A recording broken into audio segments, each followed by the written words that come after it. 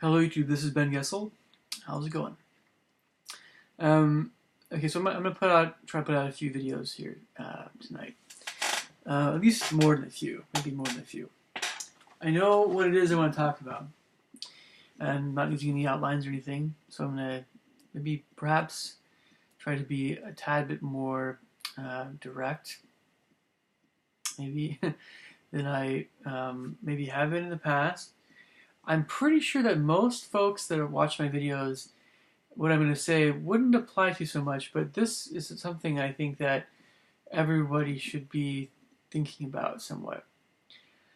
And although I might say that this topic has to do with religion and beliefs and all that stuff, really in all actuality, I don't want anybody to think that this is something that's overly theological. In fact, I probably won't put out anything in a particularly scriptorial or doctrinal or theological, lots of scriptures looking up kind of thing. I probably won't put out anything like that for a while. I have no intention of doing that, but I might. It's just a question of how the inner dialogue and feeling that maybe something at some point might need to be said. What I'm going to talk about here has something to do with, in my opinion, a bunch of different things that are happening that a lot of people on YouTube are talking about increasingly these days. And so the tricky thing is that it's coming in a number of different forms, in a number of different theologies, a number of different I will say angles, perspectives, cultures, and the general. Okay, this is what I'm talking about. In case you want to jump right to the point here, what I'm talking about is a kind of I wouldn't say explosion, but a dramatic growth in the beliefs that have something to do with not believing in a supreme God or deity, and essentially kind of a rejection of Christianity. Okay, I know I'm saying very dramatic about this. I know it sounds like I'm trying to brown nose, or I'm trying to be delicate, or I'm trying not to offend. Believe me, I would be more direct, but I always risk alienating people. I always risk alienating someone if I might be too direct. So please just give me some common courtesy if I'm trying to be a little bit considerate, okay? If some of you folks that don't believe right now in the God, or don't want to have anything to do with Christianity, and you might be more predisposed to believe something like this already. Okay, so I know there's some folks watching this that along those lines. So please, if you're Christian, please don't put me under the gun by saying, "Oh, just be more direct." No. I'm trying to be Christ-like. I'm trying to be someone that unites some people together rather than dividing people. Okay, all right, and that's just maybe a few of you that might be watching this.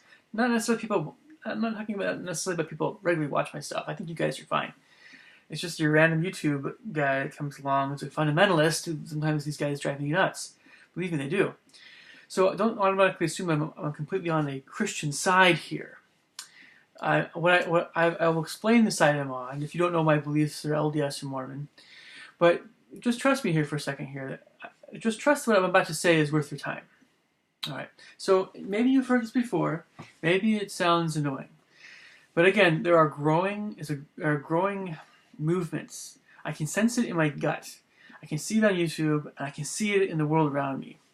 There are growing movements that are getting away from a belief in God. But more especially, that might seem in itself as concern for many people. But you know what it is what it really is, whether or not you believe in God, is it's a belief. It's a worship of the self. It's a belief that we are God and that everything should serve us, right? And our desires are paramount, our thoughts are paramount, or if they're not, it's not something selfish, it's something where there is no God, but we're all gods, we're all connected, interconnected, and we're all experiencing things together, and so everything is all hunky-dory, fine, good, and there's no sin. Or if there is sin, we can work it out. That the punishment is not going to be there, or not. It's not going to be. It's going to be a lesser punishment for sin than is described in the scriptures. Oh my gosh, the devil will think of anything, and he'll tell anybody. Me, I'm just like you guys. I'm just another human.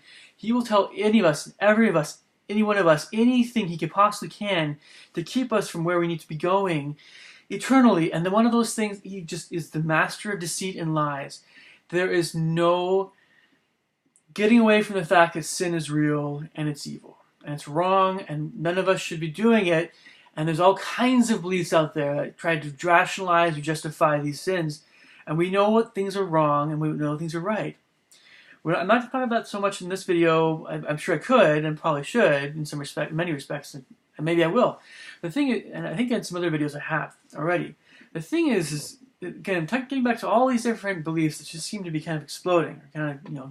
People are saying, what? Maybe there is no God. Maybe there's no, maybe there's no fire and brimstone. Fire and brimstone is just a figure of speech. We don't know what hell looks like. We have people on YouTube that say, I've been to hell or heaven and back. But how do we know that they really have? Maybe we want to believe that these are people are telling the truth. Maybe some of them are. We don't know. The one thing that makes hell is our own knowledge that what we've done is wrong, and we've gone past the point of repentance at some point after the judgment bar of Christ. We can't repent anymore. We're separated from God eternally. That is hell. It doesn't matter what the environment is. It doesn't matter if it's a pink and purple polka dotted room, or endless rooms.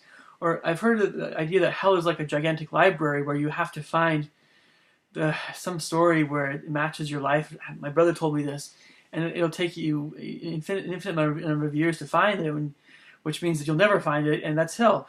Whatever it is, we don't want to be in hell. My dad is for instance, my dad's very optimistic. He feels like, maybe, there will be more people that will be in heaven.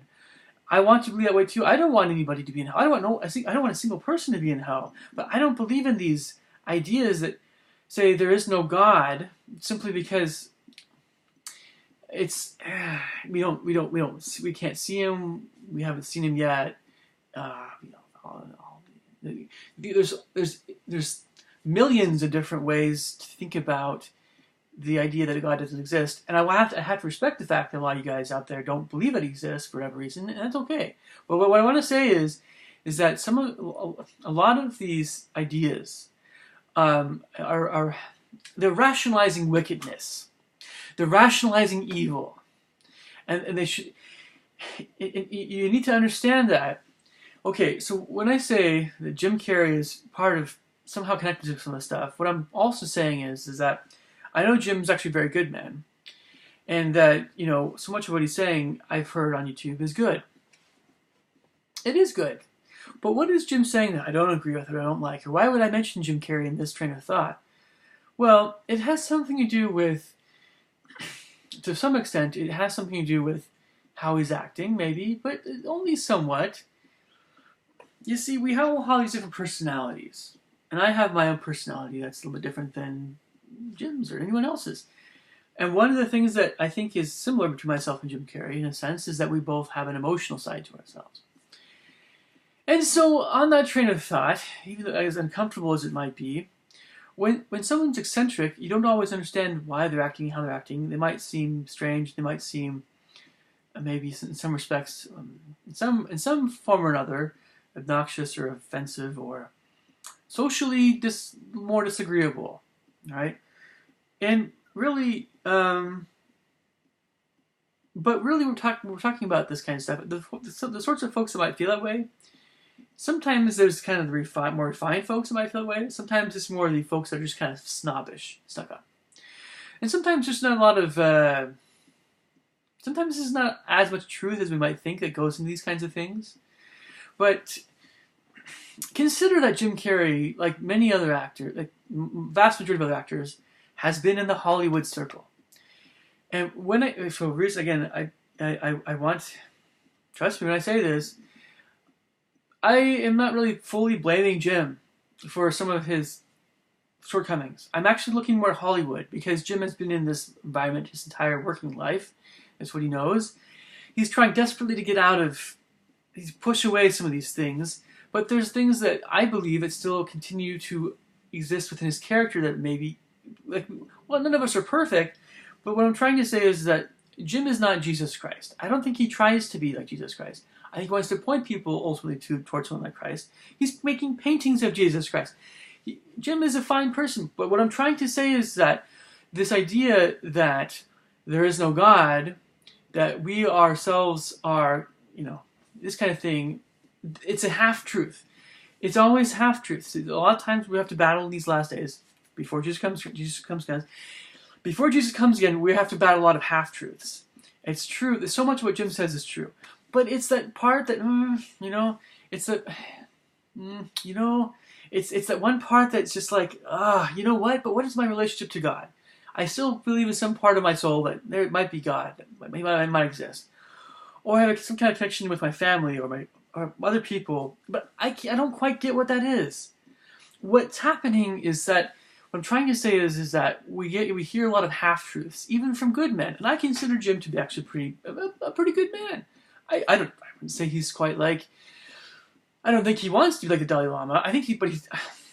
What I'm trying to say is that some of us can be so lost in this onslaught of different theologies that are being presented these days. And not just the ones that say that God doesn't exist, but also all the other little interesting things that maybe have some half-truths to them. And what we have to do is we have to hear each one of those things and say, you know what? No matter what fancy, no matter what color robes someone has on, no matter how skinny someone is from maybe fasting, or no matter what sacrifices they're making, which are, can be very impressive, no matter what things in my own mind that are coming to me that seem to be very wowable about this one new trend or this one new thing, I cannot change the fact that I know, right, there is good and there is evil, and that you cannot change what they are, right? You can't. If you have something that comes along, you have any kind of theology or any kind of, we'll say, New Age theology, it comes along and tries to play with this good versus evil thing, and it's called evil good and good evil. You better believe that is the kind of stuff that's going to mess with you over time if you get into it more. I'm not saying Jim is necessarily advocating something like that. I'm not really necessarily sure exactly what Jim is advocating at the moment. I just know that on some level it might have something to do with some of the movies he's maybe made in the past, to some small extent, maybe to help him think about certain ideas more. And Jim is naturally a very high energy person, but I think, I don't have to necessarily just talk about Jim Carrey, although celebrities kind of make these things more well known. Look, ladies and gentlemen, what I'm talking about is nothing other than just a rationalization of sin, or a blurring of truth and error. And sometimes good men and women, like Jim, sometimes good men will blur that kind of stuff, but they won't necessarily know they're doing it, because we know that maybe being a womanizer in Hollywood is a worse position to be in than someone who's trying to do more good, or trying to devote more of their life to doing good things. So at least Jim is in that higher point, we'll say. I feel that way. I don't know. I mean, I'm hoping he still does mainly good things, tries to keep in mind what is good versus evil. Let's just take the focus off of Jim for a second, because I think I've been pretty brutal and blunt here. And I apologize to Jim if he sees this video ever. It's nothing personal. This is just what we all go through in life. It's a spiritual struggle. We're trying to choose good. We're trying to resist evil. And I do apologize if I seem too aggressive in that respect. But let's turn the. I don't know. We can look at. Okay, no offense to Tom Cruise, but let's look at Tom Cruise for a second here. We can just go through all these different actors. Maybe let's look at Scientology for a bit. without getting into Scientology, and that's the other ball of wax and things. We all know that Tom was very likable when he was younger. At least on screen, we all liked everything he was about. And we do. He's a fun guy. Meet him in person, he's still a fun guy to be around. I'm not talking about Tom's temper. A lot of people have tempers. I mean, especially when on set and they're going on a diet and they're, if you're if you're really fit and you're really active, you might have a little bit shorter fuse, and that makes some sense sometimes, depending on how things are going. There's some things that help with a healthy diet, keeping that temper away, and there's other things that might feed that temper. Maybe one of them being lack of sleep sometimes. Anyway, Tom,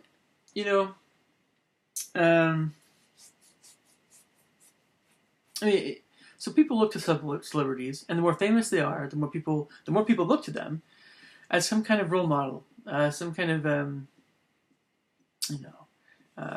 person to admire, emulate, adoration, all these things. So, what makes why did I mention Tom? Was it just something I just thought off the top of my head? Well, my only beef with Tom, and maybe I'll go on to some other folks here in a bit, is that one of my main beefs is that, and I can mention Robin Williams perhaps in a similar vein, but there's this idea that you need to be on your cell phone a lot, and you need to be very active in life. You need to be going like gangbusters. You need to be very involved in social media. You need to, the big fish swallows a little fish, and you need to, be the next big thing. Or if you go on Oprah Winfrey, and you see the train of thought I'm going on here. I can mention a lot of different actors in this respect, but maybe I'm picking on Cruise because maybe at least when Tom mentions things, and I know he, in his heart of hearts, is pretty decent. He's a very decent guy. But the thing is that, we get this idea, perhaps maybe from Oprah, perhaps from, American Idol, or not so much American Idol, but from pop music, right? Madonna, right? Anybody who's considered cool in the in crowd, very wealthy people in Hollywood. We get this idea that they are special and we are not, right? Maybe Tom Cruise comes readily to mind because he's one of the best, well, not best, but he's one of the most, he's one of the A-list actors out there, right? We might include Angelina Jolie in this respect. We might include, Brad Pitt. You see what I'm saying? All people, teenagers and young adults sometimes that read tabloids are Googling over and saying, oh, what are they thinking about? And some teenagers, right? Some young adults. And some older adults, too. All right. What am I trying to say? Scientology, again, in my opinion, isn't something that's especially healthy for anyone, but that's a different deal. In some respects. It's a little off to me, right? It's a little off to say, it's great to have a great diet, it's great to be very physically active, and it's great to be very empathetic and to listen. And all these other things, and I didn't want to talk about Scientology necessarily, but when you see these interviews with Tom Cruise, you see him kind of moody, or you see him, just treat a report, we all hate paparazzi, right? You see the movie, you see the little video with Alec Baldwin on YouTube, right? But we all hate the paparazzi, but what's going on here also is that we are trying to resist. We hunger after fame a lot of times. We hunger after wanting to be more loved. We sometimes want to have more friends that we're talking to on a daily basis. And all these things I personally know about. And we look at these actors and we say they have it made sometimes, and they're saying yes and no. Or maybe sometimes we envy the joy that we see them having. It's just kind of, it's a similar thing with Jim, but sometimes, you'll see in actors despair. Those actors and those actresses that really are dealing with sin, or dealing with a struggle of faith, or a belief system, or whatever, you see that come out, and sometimes what you see is something humble, and something that I think is good, and sometimes it isn't. Sometimes it's something a little bit darker. maybe I shouldn't pick on Tom Cruise. Maybe he is too humble. Maybe, he's very ready to show his emotion. He also gets very upset and very angry online sometimes. Maybe his feelings are more on the surface. And maybe we like that more because we feel like he's more honest. There's a lot of actors maybe that don't do that as much. We like to be able to read them, right? As people that watch movies, we want to be able to understand people on sometimes that we watch. And Tom is maybe just a bit more real. He's more honest than some. But we still, we see his wealthy lifestyle. We sometimes might envy his money. Whatever's going on there, what I'm trying to say is, the reason I mentioned Robert Williams is there's this new age, these new age ideas that are trying to replace Christianity. They're trying to say, oh, it's like the person that comes along to your doorstep and he's pitching something, either trying to sell something, or maybe that's why sometimes maybe some of us don't like door-to-door salesmen, maybe some of us don't like door-to-door proselyters and missionaries. I understand that, but it's the next new thing, right? The next new diet, right? It's this dislike of this kind of a fake kind of way of being happier, right? So what is we say on some level, what is happiness? Because happiness has to do with anything religion and theology related. If it doesn't, then it's not really having to do with religion or theology. It just has to do with these abstract truths that exist in this cold space that doesn't have anything to do with happiness. And so it's nice knowing that stuff, but it doesn't really mean very much. So happiness. Well, what the foundation of happiness is righteous character. So we have to keep in mind what is good and evil. We can't lose sight of what's good and evil, and we have to continually strive to keep our lives good, and we have to exercise faith in Christ. We have to repent of sin, right? We have to, we have to be honest with other people. These are things we all have to do. It doesn't matter what we look like. That doesn't matter at all. Any of us that's older than the age of 8, we all have to go through this process of trying to purify our lives. And what real happiness is, and what true happiness is, has everything to do with character. And then it's like this foundation of character. We need that foundation to feel joyful in life and really good. And everything we can build on that by the people we know and our friends, especially if they're good people. If they're not good people, it probably isn't not good. We want to continue to seek out people that have things about them that we like, that are good, that are true, that are humble, good, nice, kind, upright, decent people. We want those kinds of people as friends, and want to marry someone like that if we're single. I would think many of us, and but that's all built on character, on our own character. And if there's cracks in all of our, none of us are perfect, so we have to keep building on that foundation. We have to repair a crack, that kind of thing. So when we look at, I'm sorry. It's really nothing personal. I love Tom Cruise. I love Jim Carrey. They're fine. I can talk about Madonna, perhaps. Maybe I should talk more about Madonna in this respect because she's so advocating of immorality, which is one of the main things that attacks our character in the first place. But, understand, if I were to meet Madonna in person to person, I'd try to be civil, but it would be very, very hard.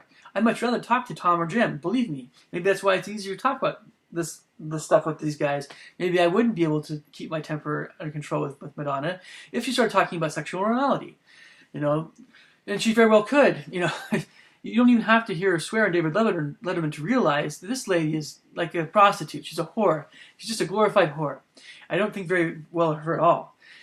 So maybe I don't know. Maybe there's just less to be gained there by thinking about this woman and what she's advocated in the past and what kind of role model, fake role model she's been for a young woman. So realize, again, in a nutshell, and I can get into the theology of all this stuff more if you want, but there's so many of these things that are trying to distract us. They're trying to distract us from what is true and what is real.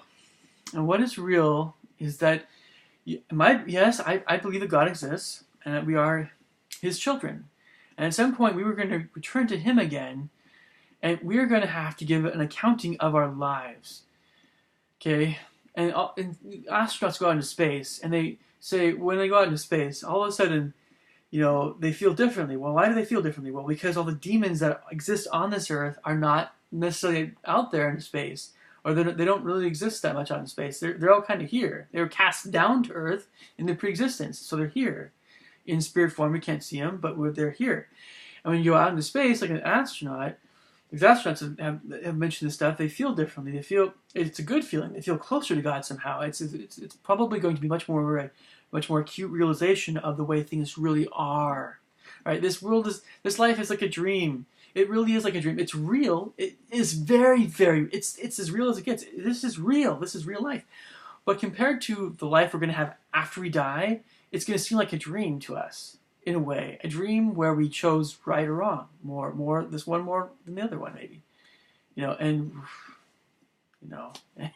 so they're sobering thoughts, but they need to be said, even if I don't even if I don't want to say them sometimes, because they are so sobering. We need to think about the fact that the truth is truth, good is good, evil is evil, and when you say things like, "We exist unto ourselves," and there is no consequence for sin, or whatever it is, it's not as bad as we think it is, or,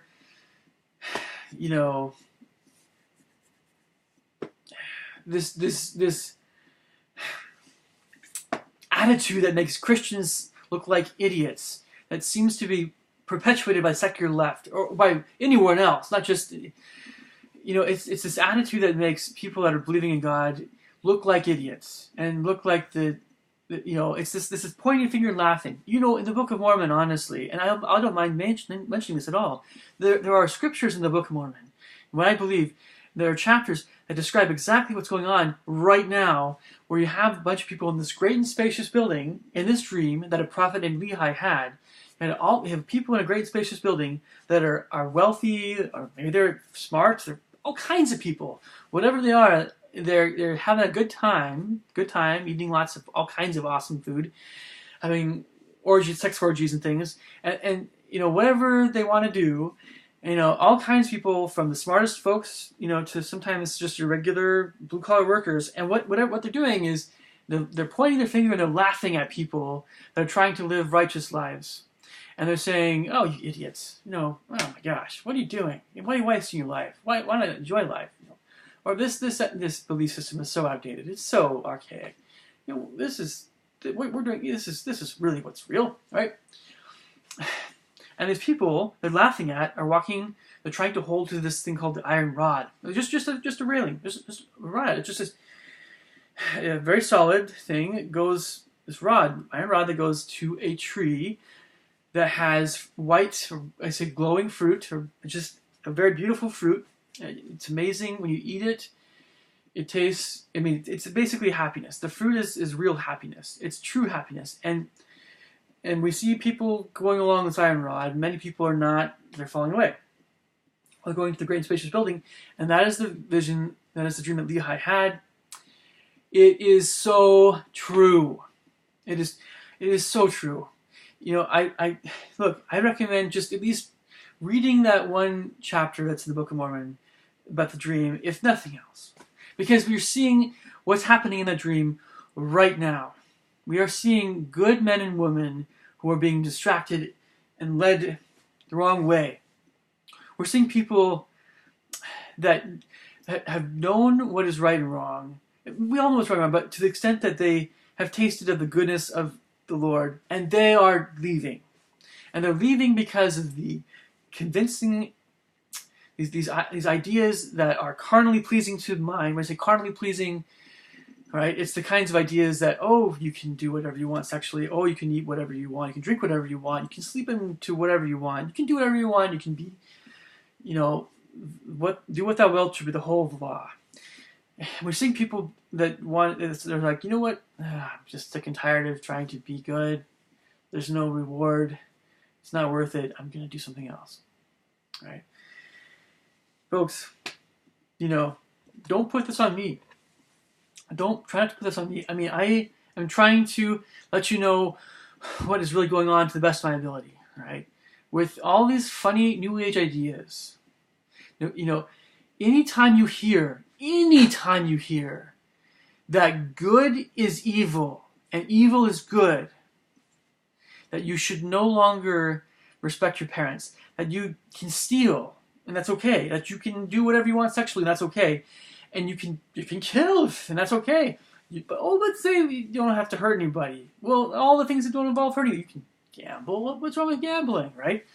You can swear. You can, yeah, lie. You can uh, have multiple sex partners. You can change your sex.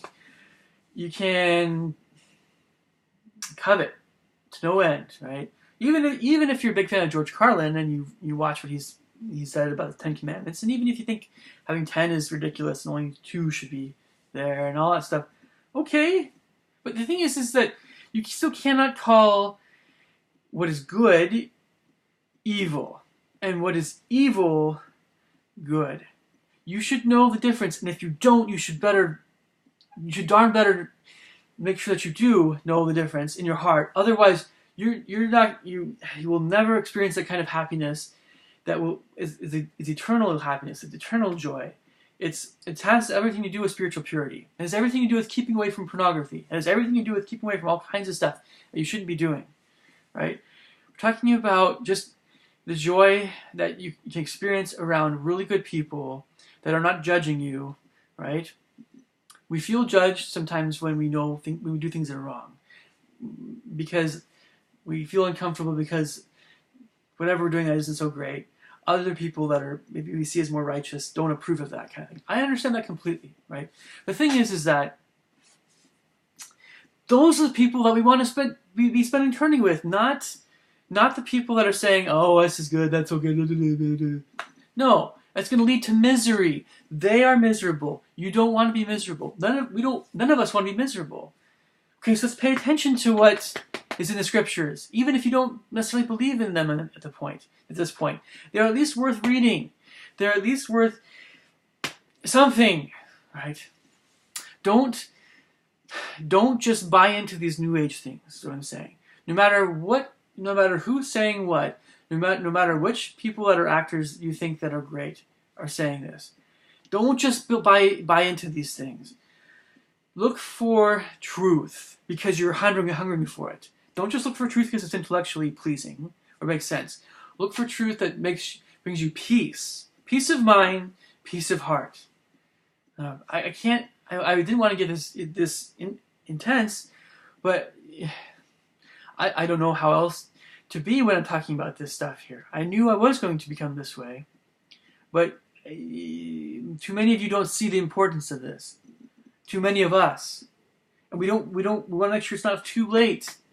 We want to make sure it's not too late until we try to make some changes in our lives to be who we need to be. The Lord is going to come again. We will be judged at some point in time.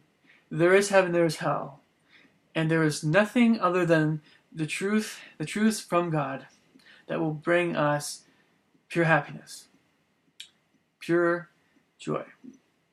And we have to find out those things for ourselves, what that is. What I'm trying to say is that it doesn't have anything to do with ideas that blur good and evil. All right. I'll catch you guys later. Thanks.